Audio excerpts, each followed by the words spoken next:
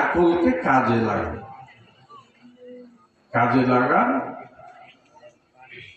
আকলের নীতির পাল্লায় ওজন করে কারো কথায়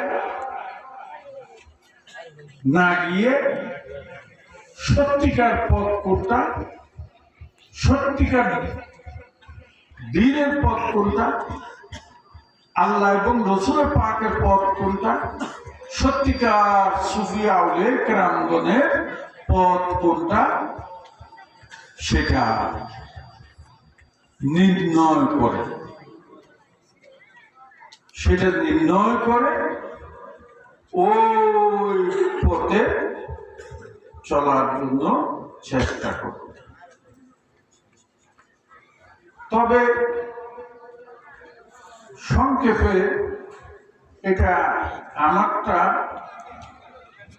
আমার তো একটা ভাবনা আছে নাকি, আপনাদের যেমন আছে আমার আল্লাহ পাক দয়া করে দিছে। তো আমি যেটা বুঝি সেটা একটু বলি। আমি মনে করি আমার রাসূল পাক সাল্লাল্লাহু আলাইহি সাল্লাম নবীর যেটা পথ সেটা খুলাফায়ে রাশিদিনগণের পথ।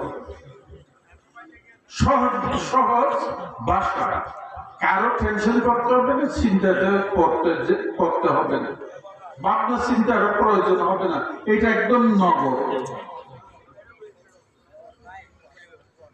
রাসূল পাকের পথ যেটা সাহাবায়ে কেরামগণের পথ ওটা, সাহাবায়ে কেরামগণের পথ যেটা তাবিঈনের পথ সেটা।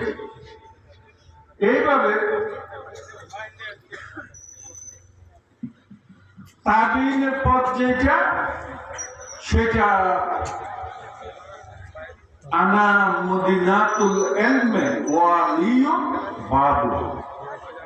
আল্লাহ রাসূল বলতে ফরমাইতেছে আমি নবী ইলম মারফতের শহর, আমি রাসূল ইলম মারফতের শহর, আমার আলী হচ্ছে দরজা, আমার আলী হচ্ছে দরজা।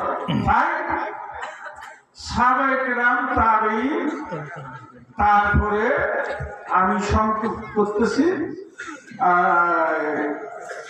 হযরতে মাওলা আলী কারামাল্লাহু ওয়াজহু, শাহিন শাহে বেলায়েত, শাহিন শাহে নবুয়ত হচ্ছে আল্লাহ রাসূল।